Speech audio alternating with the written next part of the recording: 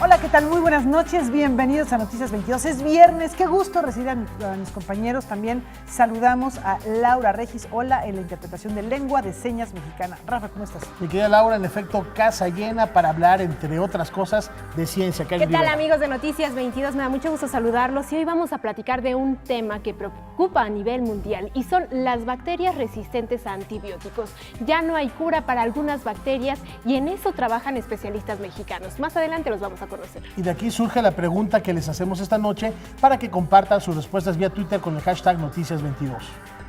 ¿Cómo crees que se van a curar las enfermedades en el futuro? Porque los antibióticos dentro de pocas décadas van a provocar la muerte de millones de personas. Bueno, van a más bien no funcionar y esto provocará la muerte de millones de personas porque son resistentes las bacterias a estos medicamentos. ¿Selección natural acaso?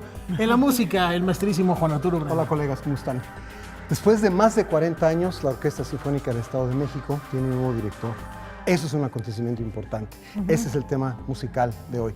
Rodrigo Macías es el elegido. Se sacó un tigre en la rifa, pero es un buen tigre. ¿Y va a estar aquí? Aquí va a estar, ¿no? Aquí va a estar. Maravilloso. Bueno. Y también les vamos a estar platicando, entre otras cosas, de cine. El Festival Internacional de Cine de Guadalajara estrena una nueva sede. Vamos a descubrir cuál es y ya en las próximas semanas les vamos a estar informando a propósito de lo que suceda. Ya está todo un equipo de Noticias 22 y no se pierdan mañana aquí en esta misma emisora la conferencia que va a dar, la masterclass que va a dar Guillermo del Toro. Comenzamos.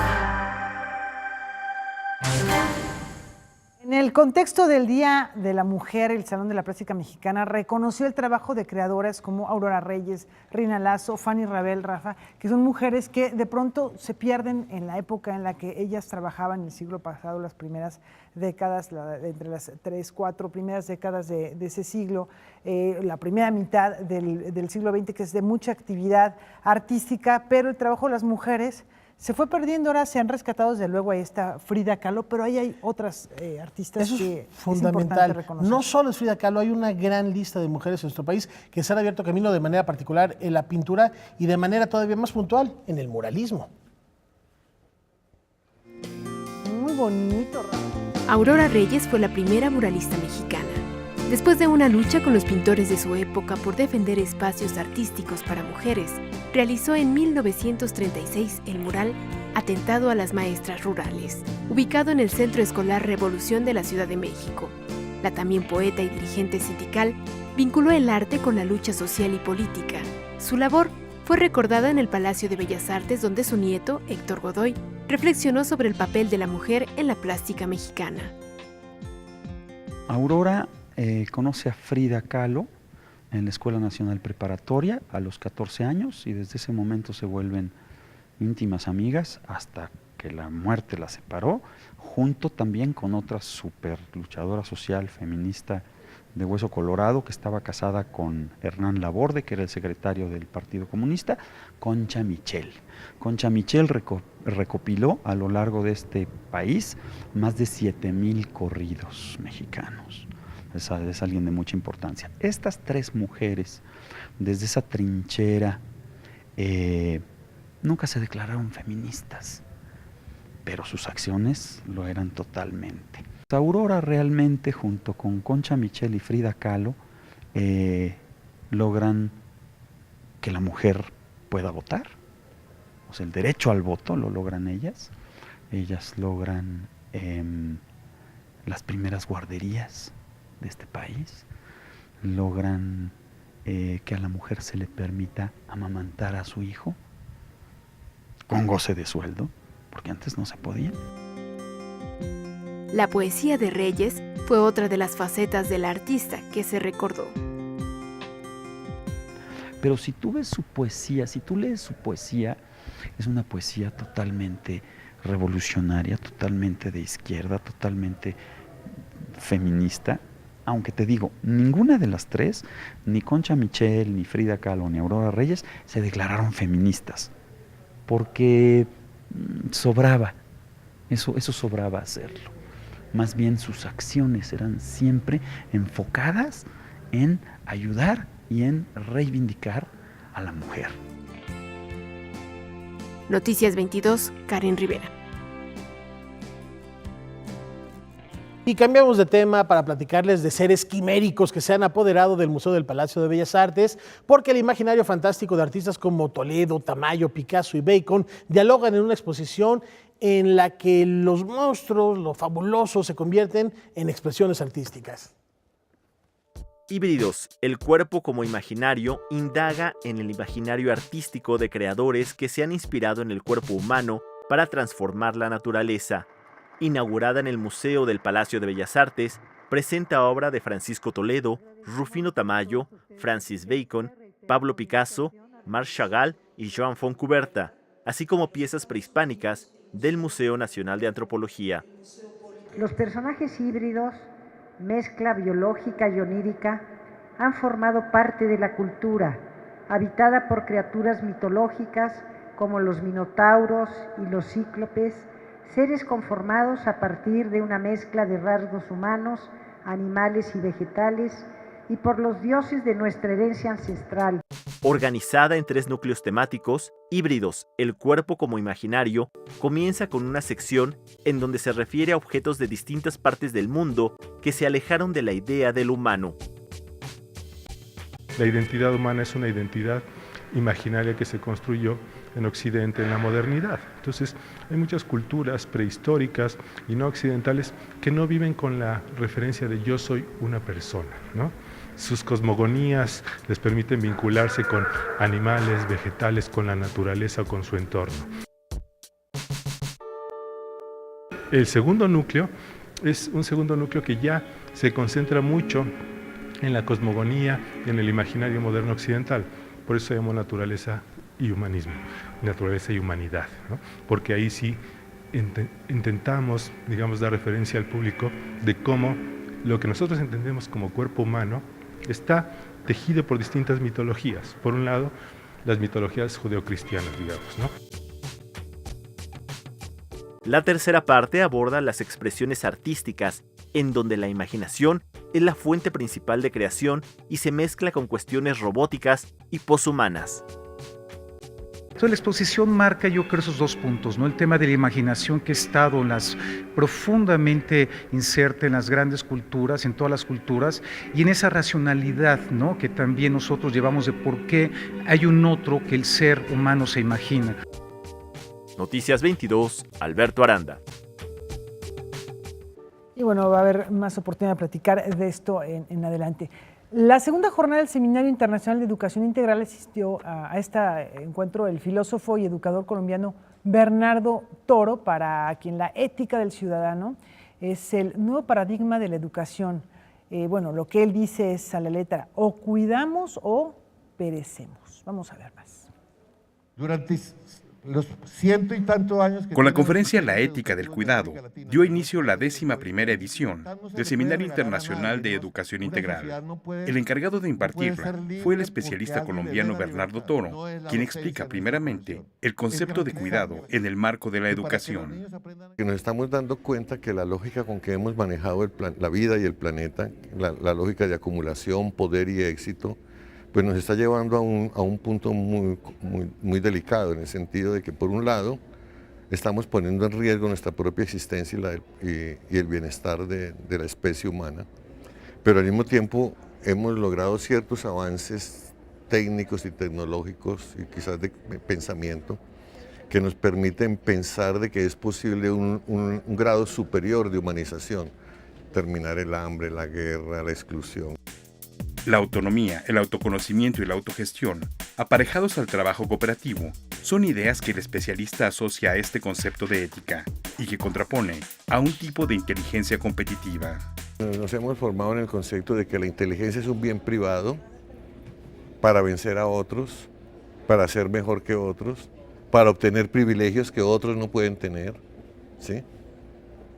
Eso significa inteligencia depredadora. Porque no es inteligencia que convoque, no es inteligencia que ayude, es una inteligencia que domina. ¿Ya? Entonces es inteligencia guerrera de vencer. Esa inteligencia está muy propiciada por el sistema educativo. el alumno más inteligente, el de mayor cociente intelectual, ¿sí? Y entonces los colegios y los padres se centran en esos niños y los otros niños, que son el 99.9%, no entienden qué pasa. La inteligencia guerrera ha generado un sistema de exclusión emocional, espiritual y social altísimo. El futuro requiere cuidado y la única forma de desarrollar el cuidado es una inteligencia colaborativa, una inteligencia compasiva, ¿sí? Una inteligencia que entienda que la inteligencia es un bien social. Uno es inteligente para la sociedad, uno es inteligente para otros. Planteado de esta manera, este enfoque de la educación también se funda en una idea democratizadora. La pregunta entonces parece encaminarse hacia su viabilidad en el contexto de un sistema económico, del cual se dice, fomenta la desigualdad económica. ¿Es cuestión de dinero? Más de la cuarta parte de un país, de toda la riqueza, de la plata disponible en un país, se gasta en educación. O sea, el problema no es de dinero. Los sistemas educativos de nosotros en la mayoría tienen una gran capacidad de atender millones de niños. México es uno, ¿sí? ¿Dónde está el problema? El problema no está en la plata, el problema está en la gestión y en el modelo pedagógico. Con esta misma plata, con este mismo sistema, con estos mismos profesores, en un modelo de trabajo cooperativo en grupo, usted puede lograr todo lo que he dicho. Bernardo Toro explica las diferentes tradiciones históricas en las que se ha desarrollado la educación. El error que cometimos en América Latina, primero que llegamos muy tarde, es que en América Latina el educador, la educación primero nació como un privilegio. Después nació como un servicio para los que quisieran. Después se generó como una obligación y de los años 90 para acá como un derecho, pero nunca ha sido un factor estratégico. Entonces, la diferencia en un país protestante como Estados Unidos o Inglaterra es que la educación es estratégica al proyecto de país. El 11º Seminario Internacional de Educación Integral continuará hasta el 9 de marzo en la Unidad de Congresos del Centro Médico Siglo XXI. Noticias 22, Víctor Gaspar. Importantísimo porque es lo que construye realmente a un país. Las futuras generaciones, la educación y la cultura.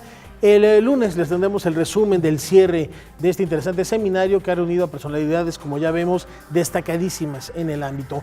Y antes de irnos a la pausa, Paco Mares, no nos falles, con el hashtag Noticias22, hoy les estamos preguntando, Laura. Efectivamente, ¿cómo crees que se curarán las enfermedades en el futuro? Ya les dábamos el contexto de que los antibióticos son cada vez menos eficaces, están volviéndose resistentes las bacterias a los mismos, así que bueno, habrá que buscar nuevas posibilidades. ¿Cuáles serán esas? ¿Cómo se lo imaginan? A mí de entrada se me ocurre, no es spoiler, las nanotecnologías. Las nanotecnologías, estas cápsulas nanorobots que se meten por el torrente sanguíneo y que van encontrando dónde hay que atacar, son inteligentes, porque atacan y destruyen cuáles son las bacterias o en algunos casos tumores que encuentran. Pero bueno, ¿será esta una posibilidad en el caso de los males que ahora todavía son susceptibles a los antibióticos? Imagínate tener una vacuna más inteligente que el paciente mismo.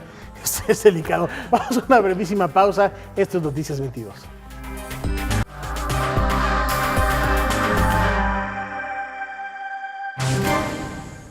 Bueno, vamos a hablar de fotografía. En su primera visita a México, el artista conceptual Paul Koiker montó una exposición que se llama 3,5 zapatos de Graciela Iturbide y Margot Glantz. Bueno, suena muy atractivo y muy novedoso este título. Ambas coleccionistas de calzado, son muy conocidas por su enorme cantidad de zapatillas de todo tipo de calzado, pero además son personajes de la cultura mexicana. En la siguiente conversación, Margot Glantz nos acerca al mundo de sus zapatos. Justamente vamos a ver de qué se trata todo esto. La pasión por los zapatos y el mundo tanto real como ficticio que gira alrededor de esta faceta de la escritora Margot Glantz se remite a su infancia. Cuando era yo pues, muy pequeña, mi madre puso una zapatería en Popotla, en el barrio de Tacuba, ¿no? Y ahí había zapatos muy bonitos, muy parecidos a los que le presté a Ana Casas para la exposición de Cooker, ¿no? El blanco ese que le presté con agujetas y todo y con un poco de tacón, me recordaban los zapatos que yo veía en la vitrina de la zapatería de mis padres. Luego nos mudamos de casa y al poco tiempo, como a los 4 años o 5, cuando yo ya tenía como 11 o 12 años, no, 12 años tenía yo, mis padres pusieron otra zapatería en Calzada México, Tacuba. Entonces, de los 12 a los 17 tuvimos zapatos y yo estaba al cargo, muchas veces al cargo de la zapatería. Yo creo que eso me obsesionó bastante. Margo es viajera y caminante. En su paso por distintos países, tiene bien localizados los sitios donde encuentra la horma de sus zapatos. Su diseñador favorito es el italiano Salvatore Ferragamo. Y Ferragamo logró convertirse en el que hacía los zapatos de las actrices más famosas del cine. En la exposición que vi en el Albert Victoria Museum estaban las hormas de todos los zapatos que de todas las celebridades que él había calzado. Y estaba Marlene Dietrich, y estaba Silvana Mangano, y estaba Barbara Stanwyck, y estaba hasta Marilyn Monroe, y también Eva Braun y Clara Petacci, ¿no? Es decir, calzaba los pies de socialistas, comunistas, actrices, fascistas, todo, ¿no? Y bueno, calzó a todos los personajes de películas de Cecil B. DeMille, esas películas famosísimas, ¿no? Entonces, digamos, es un personaje muy particular y a mí me impresionó mucho. No tengo un solo par de zapatos de Ferragamo que una amiga mía, Estela Ruiz Milán, me regaló porque dijo, ¿cómo es posible que lo adores tanto y no tengas un par de zapatos, no? En esta exposición, los zapatos cobran vida y se transforman casi en esculturas, asegura Paul Cooker. Si bien el trabajo de este artista eleva el zapato a una obra de arte, no es la primera vez que los zapatos de Margo se exhiben. El Borsellí, que es una tienda que era famosa hace muchísimo tiempo en México, que sigue en el centro, ¿no? Me llamaron para decirme, bueno, a usted le gustan mucho los zapatos, ¿la podemos poner en el museo? Entonces me sacaron fotos, les presté un zapato, me regalaron un zapato de ellos y estoy en el Museo del Borsellí. Los zapatos tienen una presencia constante en la obra de Margo como elementos centrales en la vida de sus personajes. En Inglaterra me compré un par de zapatos muy caros cuando estaba yo de agregada cultural y tengo un cuento completo sobre eso, ¿no?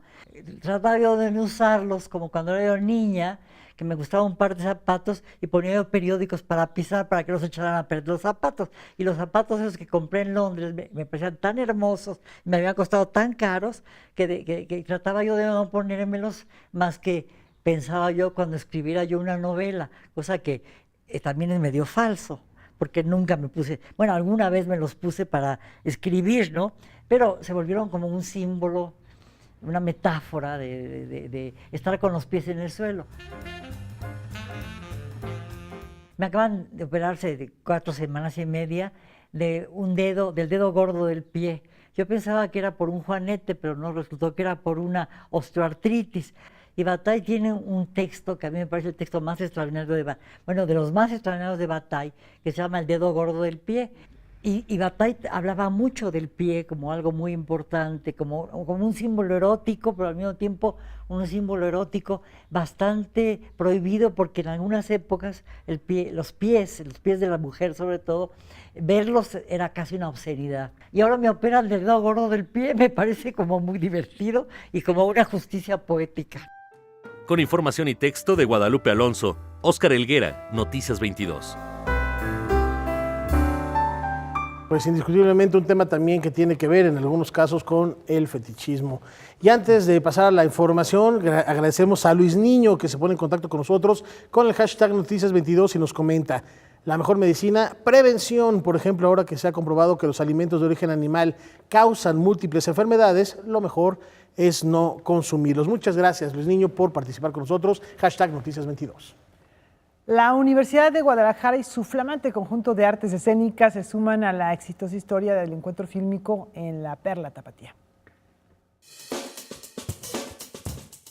El festival cinematográfico más importante de Latinoamérica, el de Guadalajara, estrena nueva sede que promete ser la definitiva.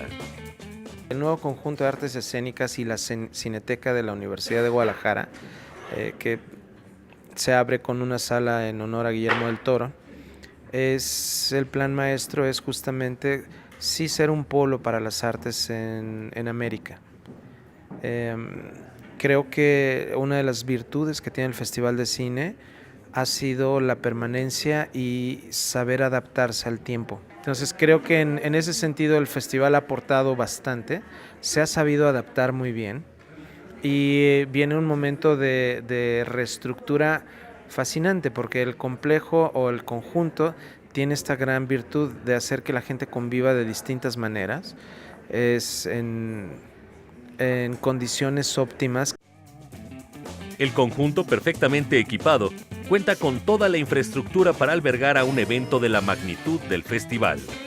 Además de esas salas, aunado, que es parte del conjunto de artes escénicas, hay 2 salas de teatro que obviamente están condicionadas para poder recibir cine, y aquí tenemos la posibilidad de tener una sala de 1,800 personas donde se va a hacer la conferencia, pero estás dentro del mismo festival, no tienes que salirte a la expo, luego correr a las salas.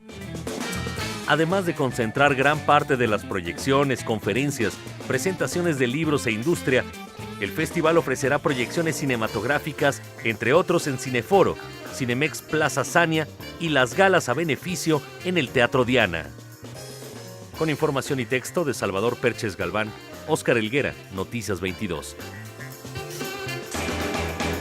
Bueno, pues se trata en verdad de un conjunto espectacular, es una muy importante inversión en una ciudad que ya se ha vuelto pues uno de los polos culturales más importantes, no solo de nuestro país, sino ya escuchábamos de América Latina, del mundo de habla hispana en un plano internacional. Y lo comentaban ayer Laura con Julio, con Huemansin, de los 5 festivales de cine más importantes de México. Bueno, por supuesto, entre estos figura el de Guadalajara, que hoy inicia actividades. Están llegando ya a tierras tapatías nuestro equipo de Noticias 22, encabezado por los usodichos, y esperaremos el reporte completo ya a partir del próximo lunes, y reiterarles que mañana la clase magistral que va a dar Guillermo del Toro la podrán ver aquí en Canal 22, no se la pierdan. Síganas también en las redes sociales, síganas también en la página de Noticias 22, noticias22.tv, y la hora fundamental, seguirla en nuestra aplicación. ¿Ya la descargaste?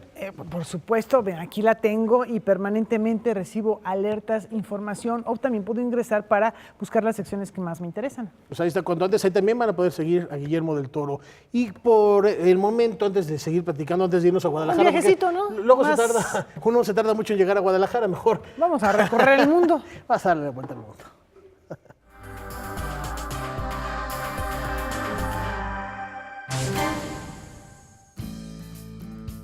Una carta escrita por Albert Einstein a una científica italiana que se negó a conocerlo se vendió en una subasta en Jerusalén, junto con una serie de notas que dejó el físico. Entre ellas, una en donde Einstein esbozó ideas para la teoría de la relatividad y que fue escrita en alemán en 1928 para ser enviada a Berlín a un colega del matemático. El Museo del Fracaso en Hollywood está exponiendo objetos que no salieron como estaban previstos. Entre los cientos de productos aparecen aquellos que se quedaron obsoletos a medida que la tecnología avanza. Allí se encuentran grabadoras de video Betamax, los Google Glass y un juego de mesa del presidente de Estados Unidos, Donald Trump. El objetivo es concientizar a la gente de que el fracaso es parte necesaria de la innovación. Todos los aparatos que acompañaron a la pintora mexicana Frida Kahlo después de su accidente saldrán de la Casa Azul para trasladarse hasta el Victoria and Albert Museum en Londres. Claire Wilcox, curadora del recinto, enlazó cada momento en la vida del artista para, a través de los objetos, crear una narrativa sobre el pensamiento, las ideas y la moda de la artista. Frida Kahlo Making Herself Up se inaugura en junio. Bueno, Frida Kahlo, que sigue siendo noticia, lo decías hace rato, Rafa, a veces resulta impactante la manera en que la gente reconoce a México a través de la obra de Frida Kahlo en muchísimas partes del mundo. Ahí están los ecos. Y ya lo comentábamos, cuanto antes, la invitación a descargar la aplicación de Noticias 22, N22, en iOS, en Android. Y si todavía no están convencidos, porque mañana es la masterclass de Guillermo del Toro, porque nos pueden seguir en vivo, tienen contenidos exclusivos, vean qué más podemos disfrutar si la descargan ahorita mismo.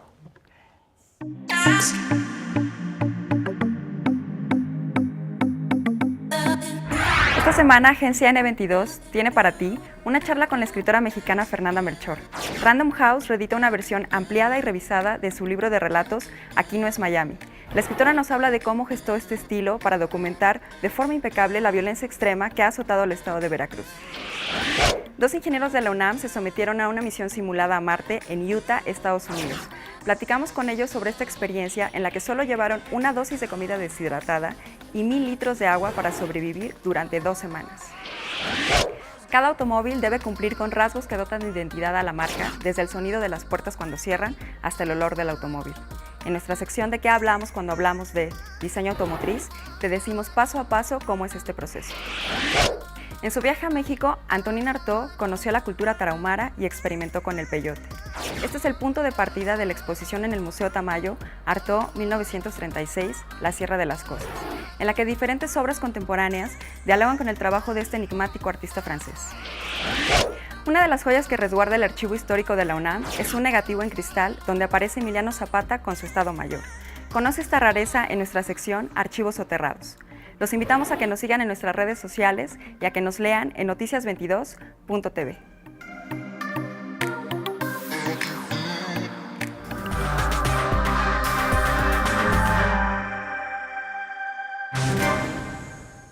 Bueno, si han escuchado de pronto o les ha ocurrido que sienten que los medicamentos que antes tomaban ahora ya no les hacen efecto, no es su imaginación. Es una cuestión evolutiva y también por eso hubo en algún momento que prohibir los antibióticos, porque como más bien se recetaban sin prescripción médica, todo el mundo los consumía, generando una cuestión que es hoy por hoy un problema de salud, del cual nos platica Karen Rivera, quien nos da mucho gusto saludar en vivo de todo color esta noche. ¿Cómo estás, Karen? Una vez más, muy buenas noches y bueno, me da mucho gusto también estar aquí hablando de un tema importante, un tema que es considerado prioridad a nivel mundial en términos de salud.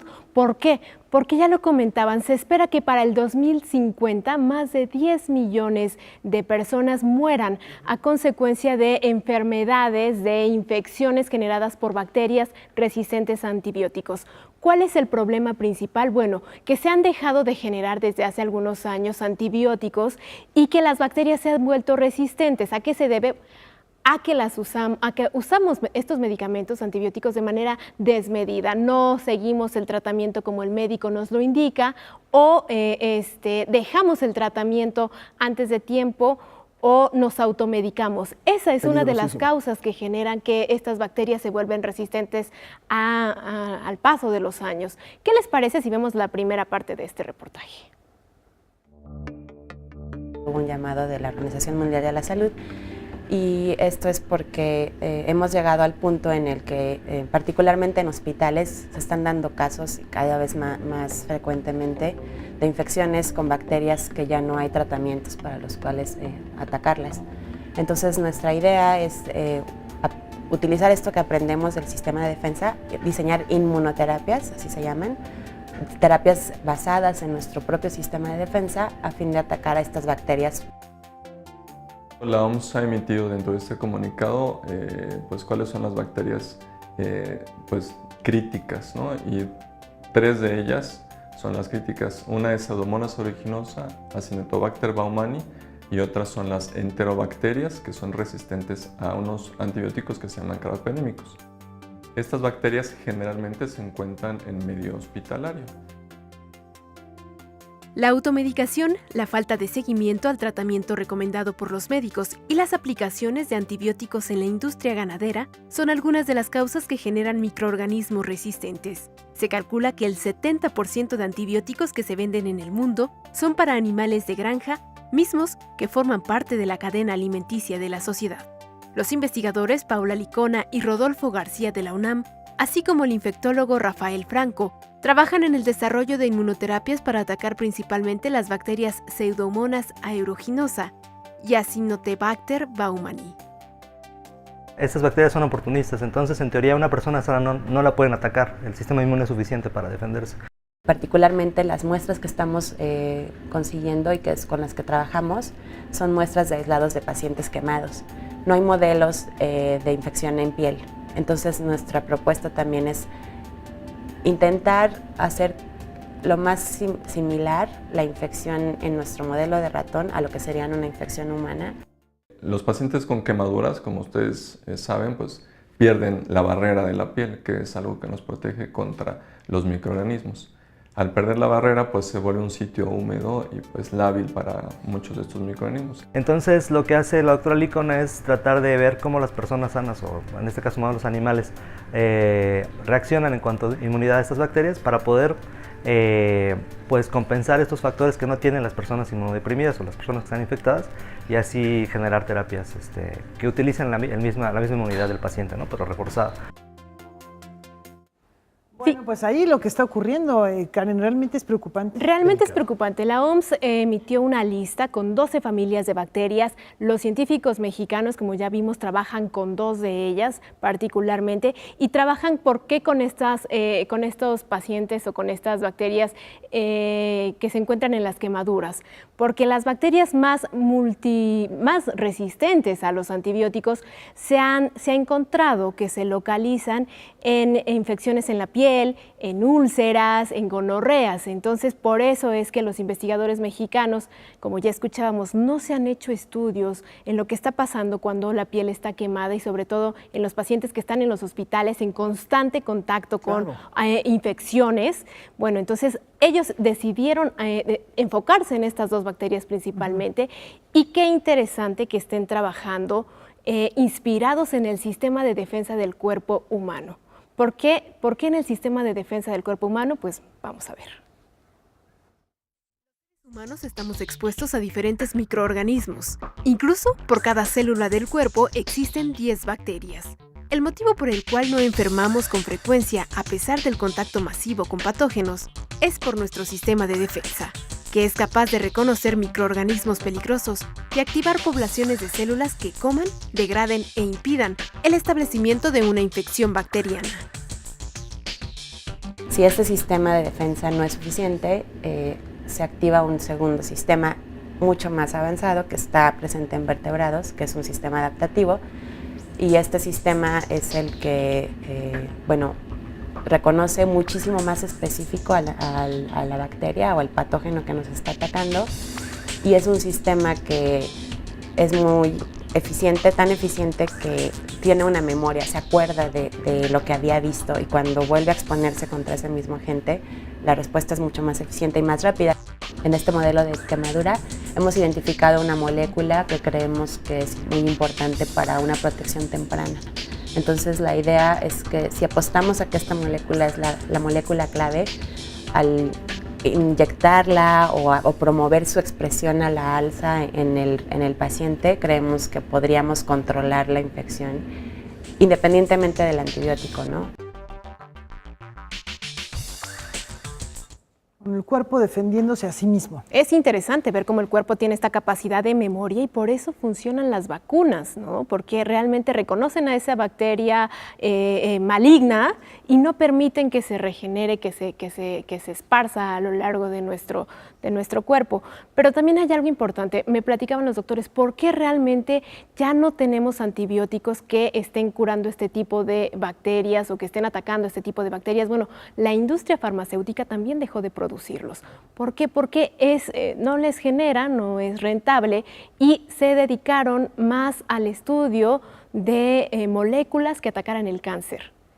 Y entonces también los científicos mexicanos descubrieron que estas moléculas que pueden usarse en el tratamiento contra el cáncer pueden usarse para atacar las bacterias. Esto es muy interesante, Karen, y para cerrar la idea te hacemos la pregunta, porque ahí está la reflexión. Ya no están funcionando estos, están haciendo lo que podríamos llamar medicina molecular, quizás sea el término adecuado. ¿Tú qué consideras, independientemente de esto, que será el futuro? Porque también nos planteamos una reflexión. No solo hay que pensar cómo va a evolucionar la medicina, sino también cuáles van a ser las enfermedades mañana, cómo van a estar constituidas. Yo considero que sí vamos a...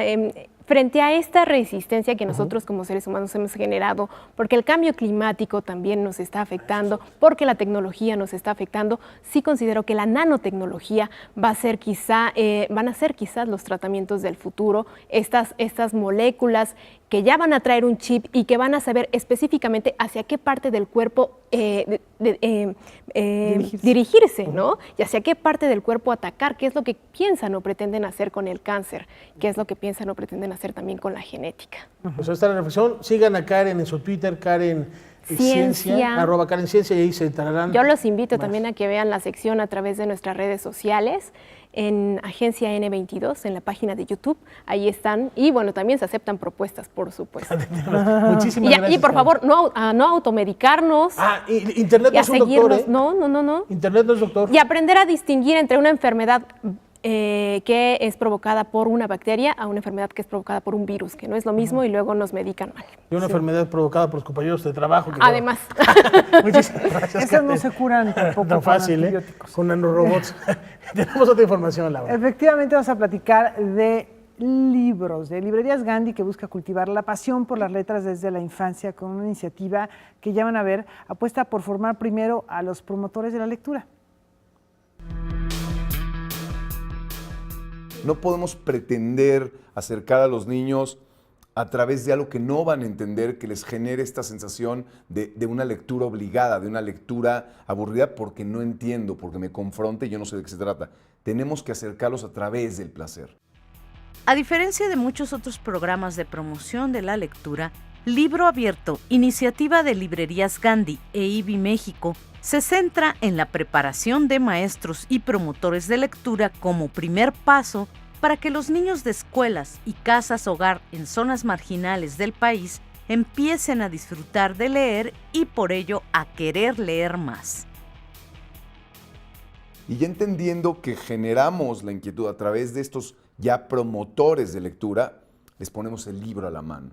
Veíamos que muchos de los programas lo que hacían era donar libros y creer que de esa manera se iban a dar como por generación espontánea a los lectores. Tenemos 7,000 bibliotecas públicas en México, 7,000, de las cuales la mayoría están vacías.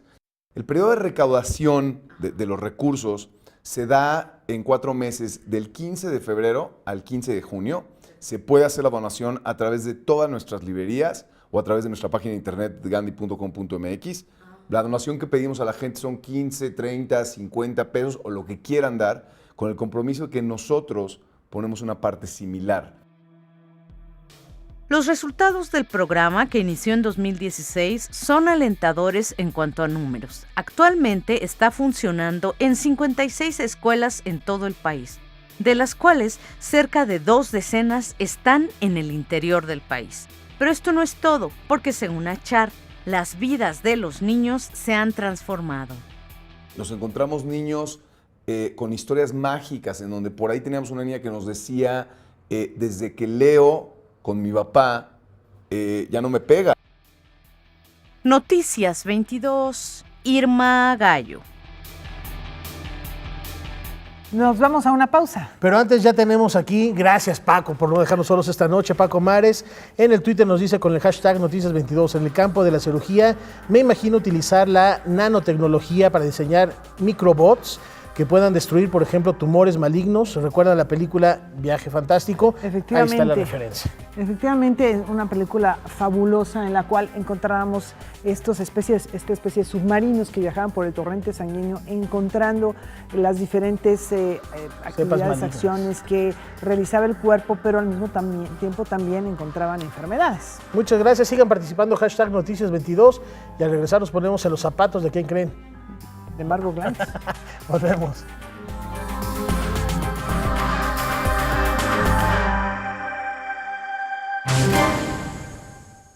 Bajo la dirección de Sergio Vela regresa a escena teatral la mítica Medea, la mujer que aprendió las artes de la brujería y en cuya alma se desató un vendaval tras sufrir la traición de Jasón. El teatro quizás sea el arte más antiguo y sin duda el que más capacidad de futuro posee, afirma el dramaturgo Heiner Müller, y asegura que el teatro, mientras más diferente y neurótico sea, mejor. Y así lo demuestra con su pieza Medea, traducida y dirigida por Sergio Vela. Müller, por su parte, fue un grandísimo relector, reelaborador de los temas clásicos o de los grandes temas de la literatura, y en ese sentido su versión de Medea corresponde exactamente con la idea formidable de Müller de estimular la puesta en escena a partir de la ambigüedad del texto. El texto no tiene acotaciones, carece de puntuación. El propio Müller juega con la posibilidad de que se articule ad libitum, y esto, claro, permite que cada vez que se trabaja un texto de la autoría de Müller o en versión de Heiner Müller, lo que sucede es que estamos frente a una polisemia. Desgarrador monólogo de una mujer que, al ser herida en su amor propio por el abandono del amado esposo, repasa su historia de amor y muerte, cayendo en la cuenta de que la pasión por el primer y único hombre de su vida estuvo teñida por la sangre. El tema de Medea es un tema terrible, es uno de esos temas que confronta al ser humano con las situaciones límite.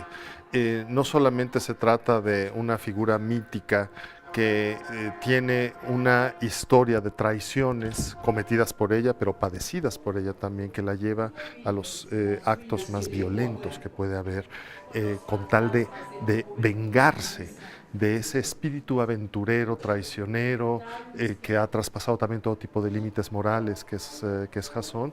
¿Qué pasó, Pablo?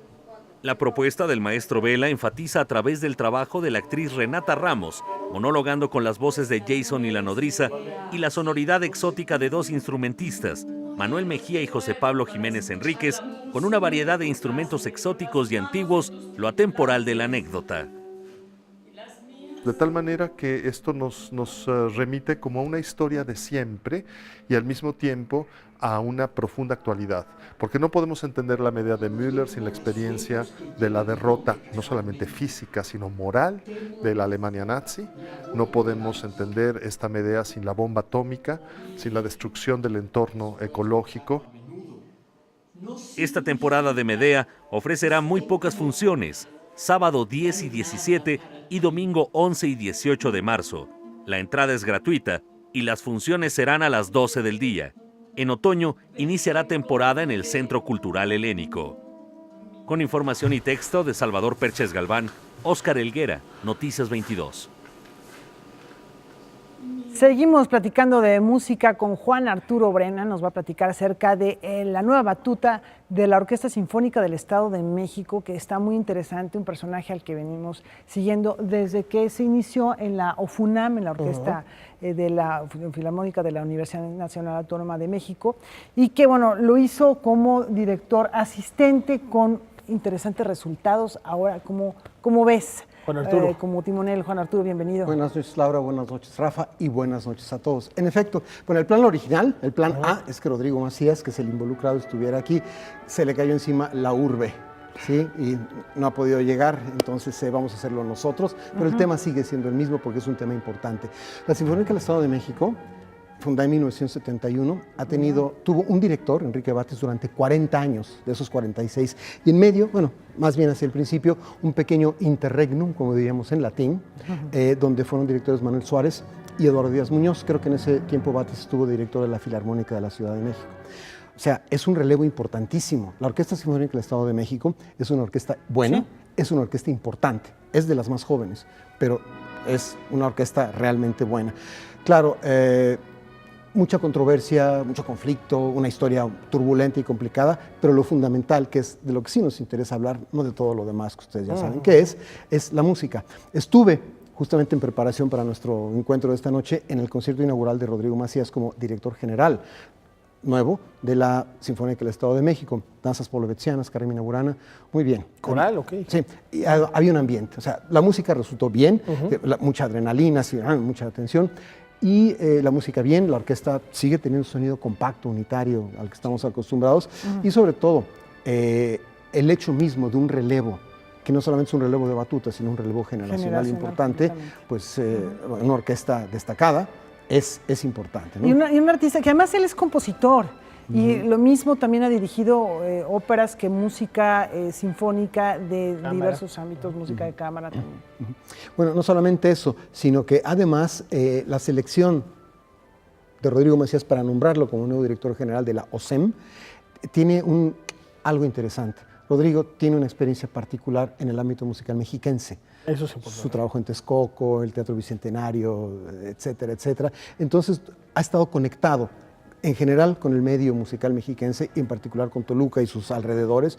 Entonces no es un extraño ahí, y sobre todo representa un relevo generacional que me parece muy importante. Eso hay que subrayarlo porque, en efecto, Rodrigo, cuando la Orquesta Filarmónica de Toluca llevaba ese nombre, fue su titular, después cambió a Orquesta Filarmónica Mexiquense, que digamos que era la alineación juvenil de la OSEM y que muchas veces ocupaba músicos cuando lo requería la programación de la Orquesta Sinfónica del Estado de México. Y otra cosa que me gustaría subrayar de lo que comentas, mi querido Juan Arturo, no haciendo menos a ninguna otra orquesta de nuestro país, pero si hay una unidad, sobre todo en las cuerdas, a la hora de sonar las cuerdas en las orquestas nacionales, si alguna se destaca por ello, sin duda es la OSEM. Exacto, yo insisto, un sonido compacto y coherente que, un gran signo de interrogación, irá a cambiar porque fueron 40 años de que ese sonido fue labrado a cincel por el director titular de la orquesta durante 4 décadas. Va a ser muy interesante, yo voy a tratar de hacerlo, ir yendo a Toluca.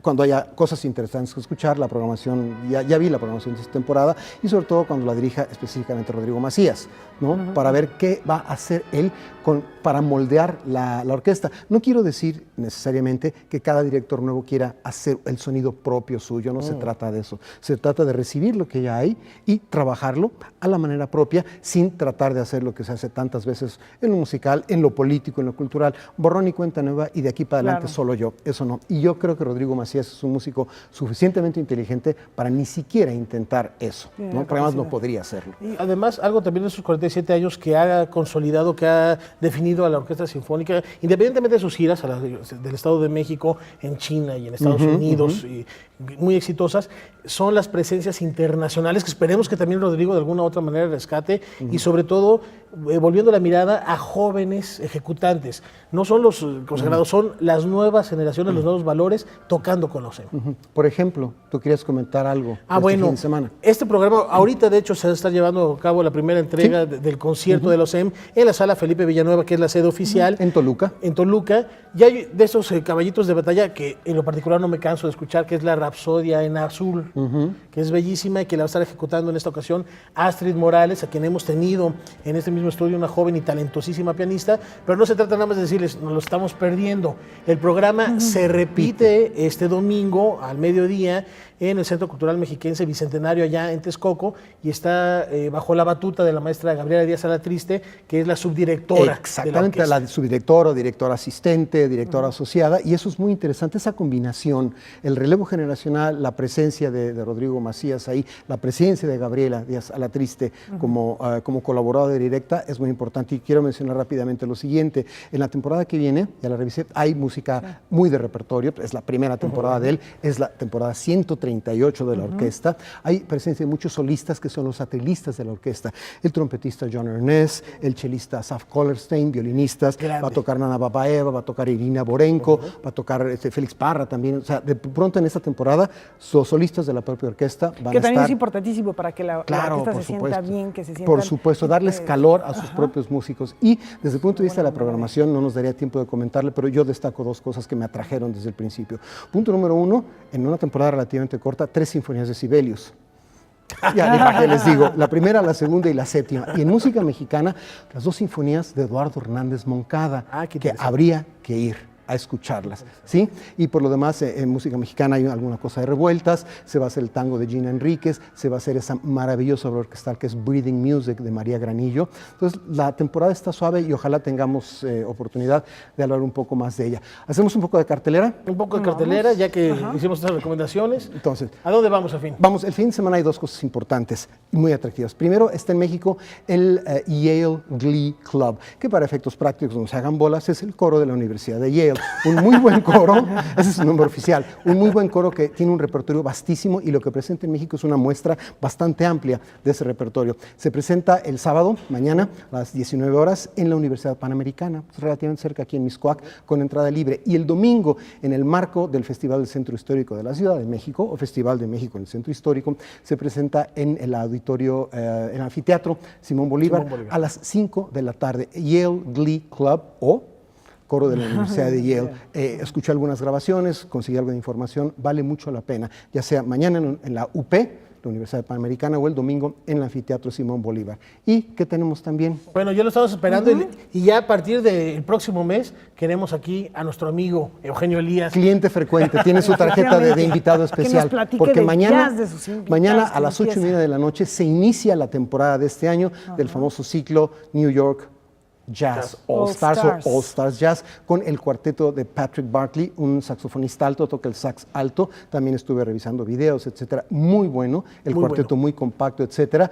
Y es el evento inaugural mañana en el Centro Cultural Roberto Cantoral, mañana sábado, 20:30 de la noche, Patrick Bartley y su cuarteto. Por supuesto, como dice Rafael, vendrá Eugenio Elías a pagar su cuota y, como siempre, digo, musical, por supuesto, lo pondremos a tocar. Y, por supuesto, irá trayéndonos a lo largo del año, como en años anteriores, a los músicos que tocan el sábado. Estarán aquí el viernes y chacotearemos un poco, haremos un poco de jam sessions, un poco de improvisación, etc. Entonces, el coro de la Universidad de Yale en 2 funciones y el jazz mañana. Con esto nos despedimos, ¿no? No pierdas la costumbre, Brendan. Tú despide, nosotros te agradecemos habernos invitado y despide con lo que vamos a escuchar. Ok, están despedidos. Gracias. Para muestra, basta un botón. Vamos a escuchar un poco de la música que hace el cuarteto de Patrick Bartley, que toca mañana a las 20:30 en el Centro Cultural Roberto Cantoral. Y en fecha futura trataremos de apretar lo de la Sinfónica del Estado de México, porque vale la pena. Mil gracias, buenas noches, colegas. Buenas noches. A ustedes. Buen fin de chao. semana. Mañana, lunes, cualquier día.